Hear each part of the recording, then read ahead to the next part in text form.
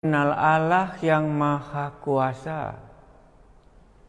Dari manakah kita dapat katakan? Bagaimana sampai kita bisa mempercayainya? Allah yang Maha Kuasa. Sejauh mana kemahakuasaan Allah? Bagaimana kita bisa mengatakan inilah Allah yang Allah Maha Kuasa? Itulah yang sebentar ini kita coba boleh mengenalnya, Allah yang Maha Kuasa itu, dan boleh kita mempercayai bahwa inilah yang benar, yang sungguh Maha Kuasa. Kita berdoa.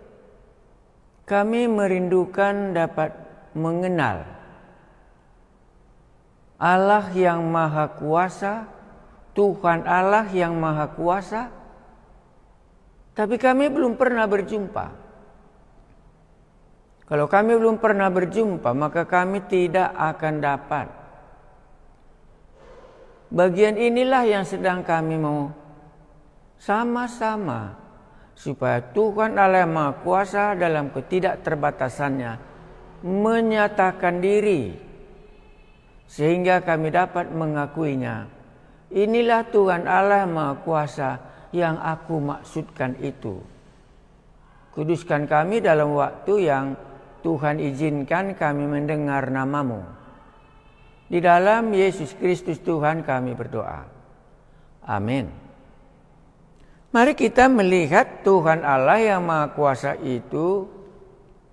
Saya ambil dari Markus pasal 4.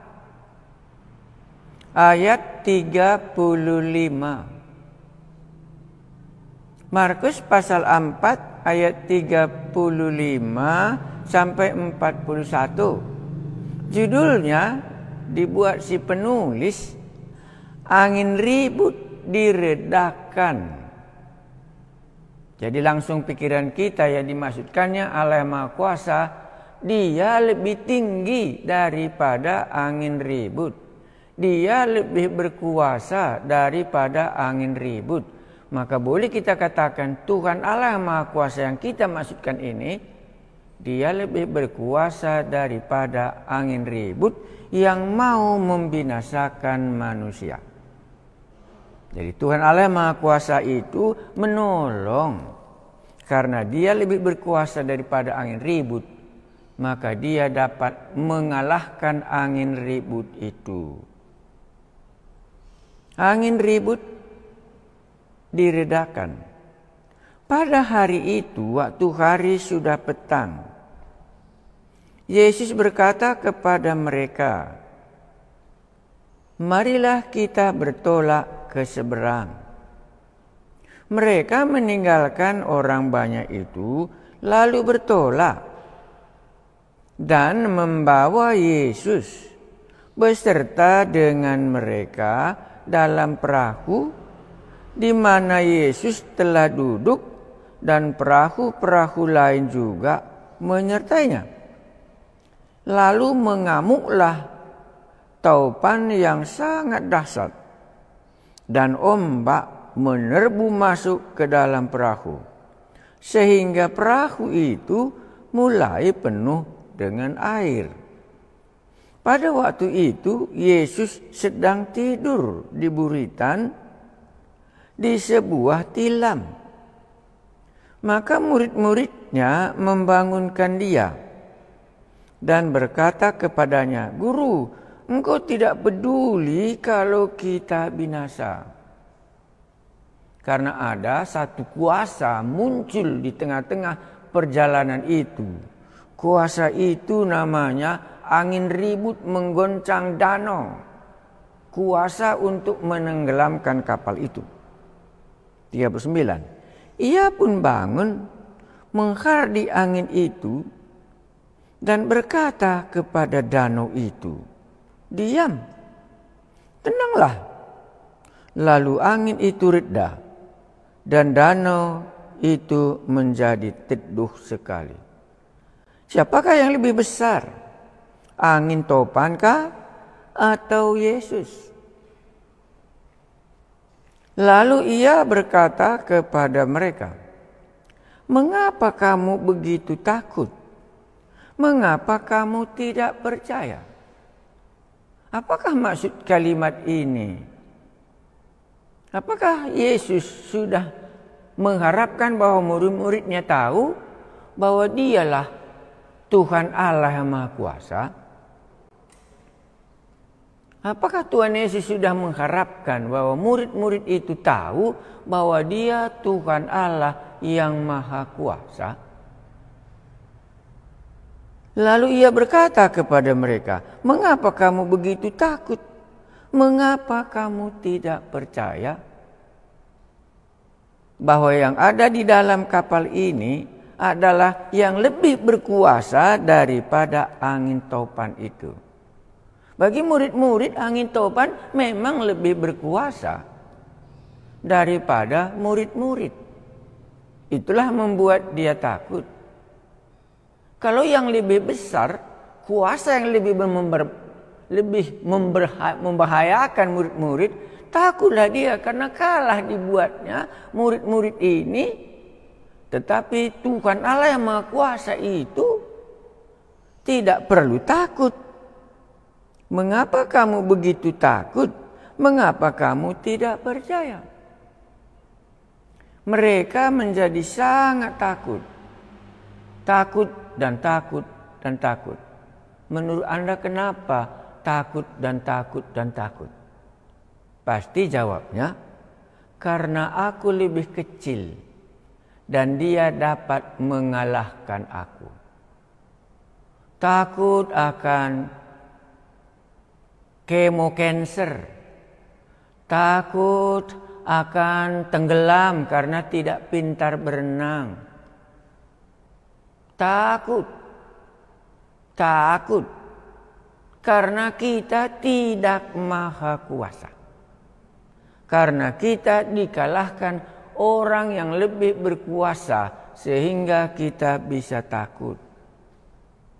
Mereka menjadi sangat takut dan berkata seorang kepada yang lain, "Siapakah gerangan orang ini?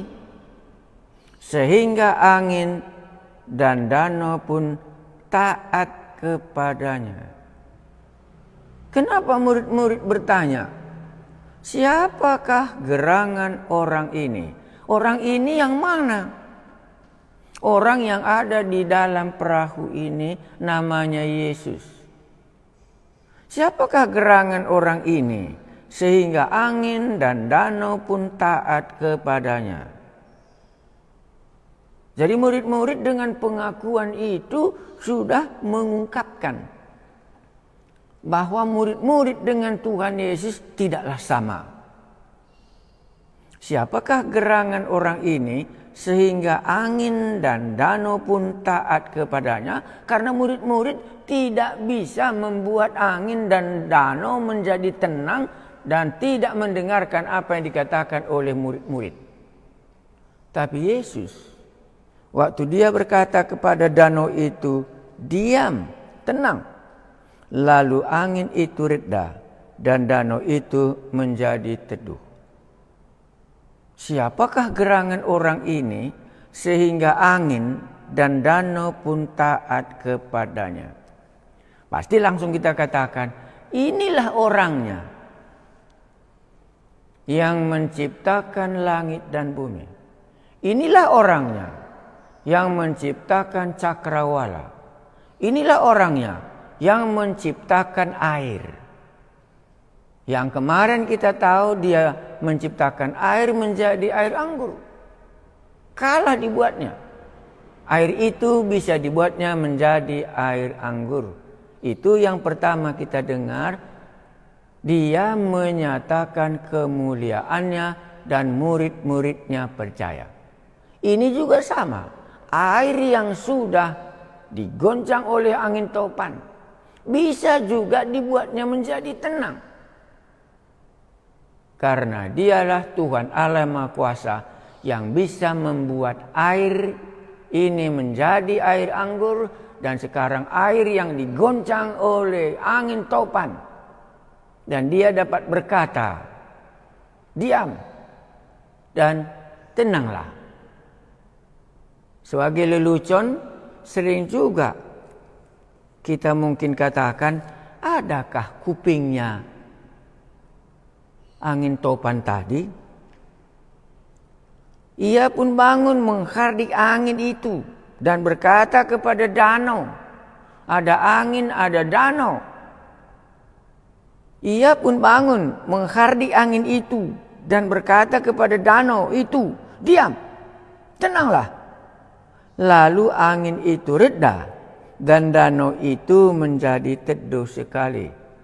Bisa juga kita guyon, adakah kupingnya? Makanya dicakapi oleh Tuhan Yesus, kalau diam itu kasar ya.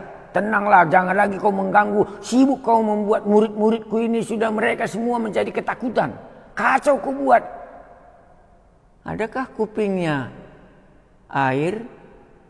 Adakah kupingnya angin? Kalau tidak, bagaimana dia bisa berhenti? Ya, tidak payah Pak. Karena Allah itu, Tuhan Allah itu Maha Kuasa.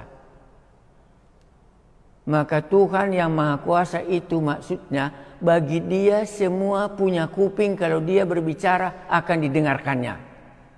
Itulah yang kita maksudkan Tuhan Allah Maha Kuasa, baik angin topan maupun danau, semuanya ada kupingnya sama dia, karena dialah yang menciptakannya. Jadi kemahakuasaan Allah membuat angin punya kuping, bisa mendengar suara penciptanya. Kemarin kita sudah jumpa juga Tuhan Allah Maha Kuasa. Hei pemuda Nain, bangkitlah. Biasanya orang mati tidak bisa lagi ada kupingnya. Tetapi bangunlah pemuda itu. Kita sudah sampai juga kepada Lazarus yang sudah 4 hari dikuburkan. Lazarus, keluarlah. Ada juga kupingnya. Ini kepada danau dan kepada angin. Diam dan tenanglah. Ada juga kupingnya. Dari mana kita tahu? Karena mereka bereaksi. Mereka mentaatinya. Diam, tenanglah. Lalu angin itu reda dan danau itu menjadi teduh sekali. Tuhan Allah yang Maha Kuasa, firman beserta dengan kita. Pada mulanya dia bersama-sama dengan Allah. Firman itu telah menjelma menjadi manusia dan kami telah melihat kemuliaannya. Inilah dia Tuhan Allah yang Maha Kuasa itu. Angin topan dan danau pun punya kuping di hadapannya, dan mereka mentaatinya. Itulah membuat mereka berkata, siapakah orang ini? Karena mereka ini tidak tahu bahwa yang ada di dalam kapal itu bukan sama dengan mereka. Oh, jadi kalau begitu kesan kami, kenapa Yesus mengajak mereka satu kapal berjalan, supaya di dalam perjalanan kapal itu dia bisa menyatakan dirinya. Dia bisa memperkenalkan dialah Tuhan Allah yang Maha Kuasa. Makanya kemarin sesudah Lazarus dibangkitkan oleh Tuhan Yesus, orang-orang yang datang dari Yerusalem, orang-orang yang ikut menghiburkan Maria dan Marta itu percaya kepadanya. Makanya tadi mulai ditegur oleh Tuhan Yesus. Lalu ia berkata kepada mereka, mengapa kamu begitu takut? Mengapa kamu tidak percaya? Dua di sini. Mereka takut dan mereka mengapa engkau tidak percaya?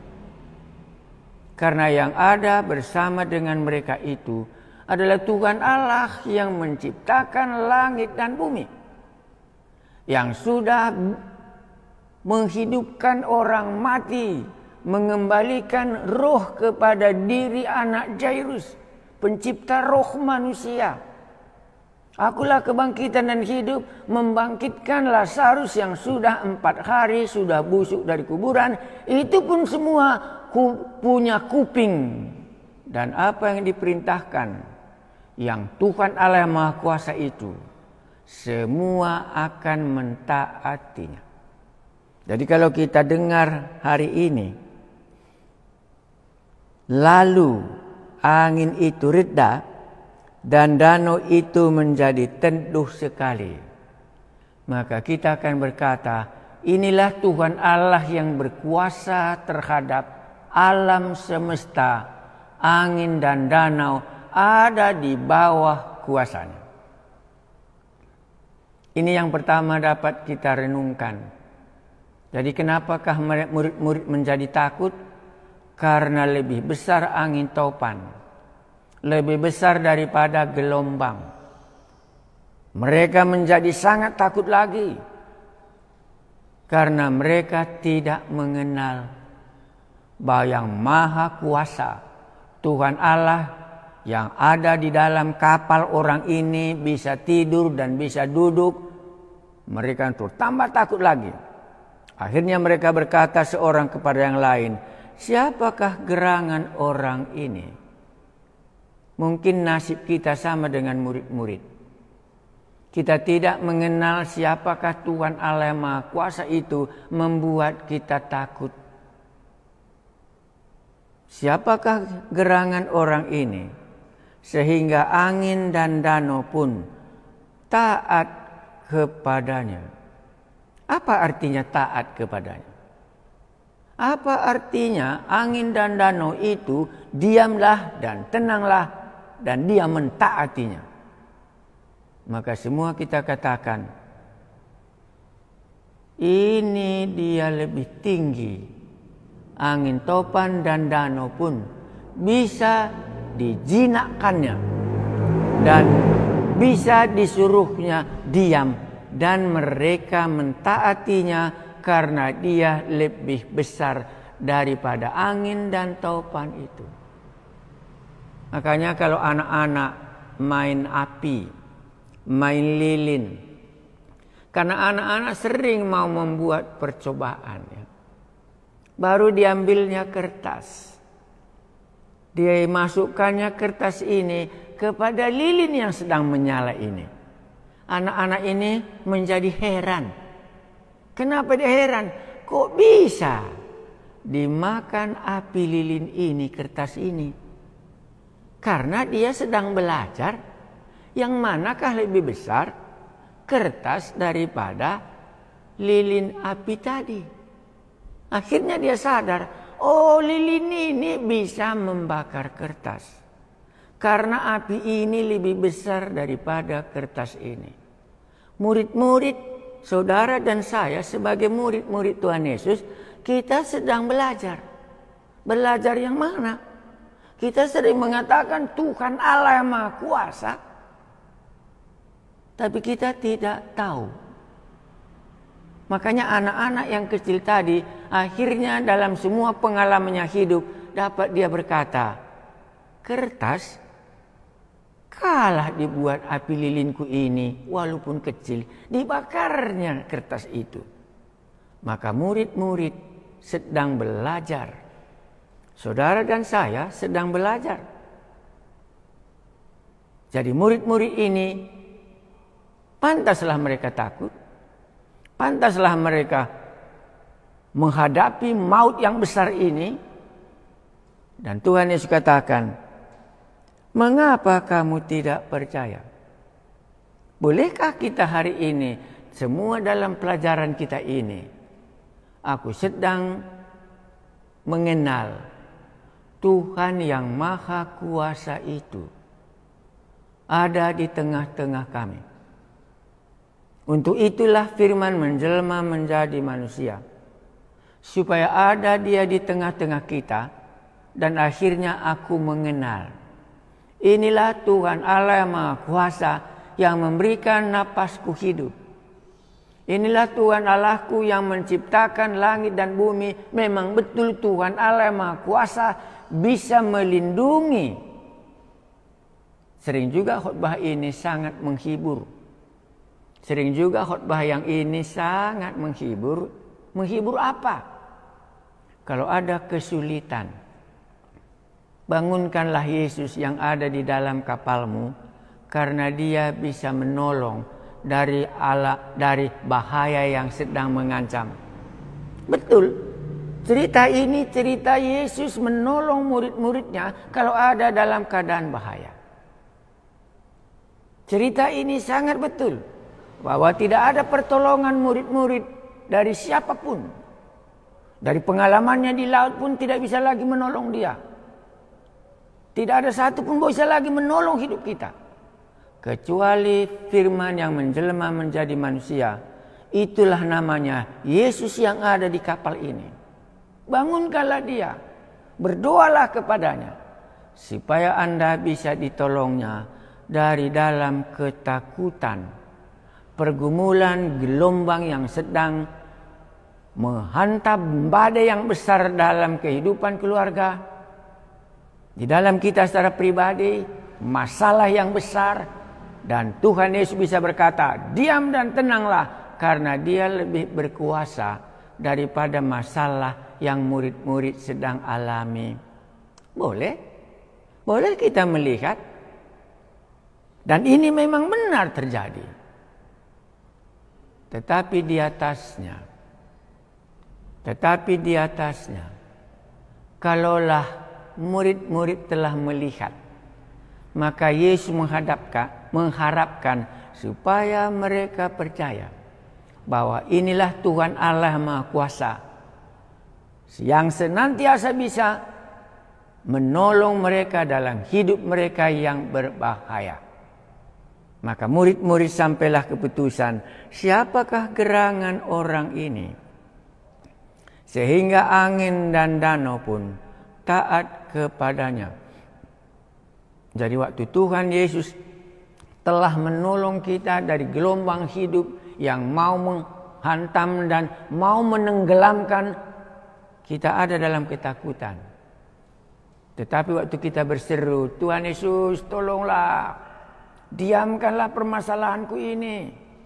Dan Tuhan Yesus menolong.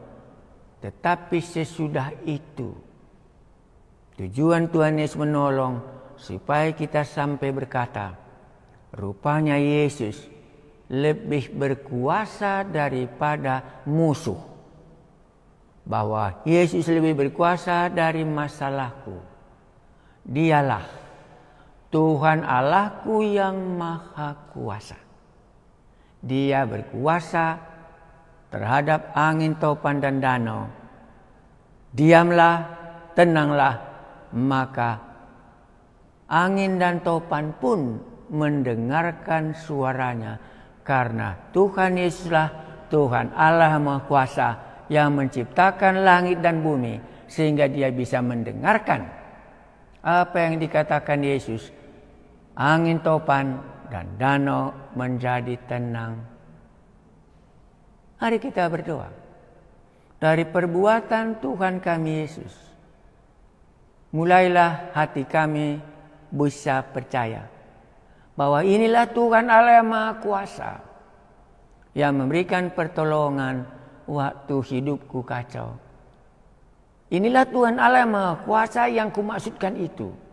Berkuasa di laut, berkuasa di daratan, berkuasa terhadap kuburan, berkuasa terhadap orang mati. Dialah Tuhan Allah yang Maha Kuasa, namanya Yesus. Kepadamulah kami bersyukur, Tuhan Allah kami yang Maha Kuasa. Amin.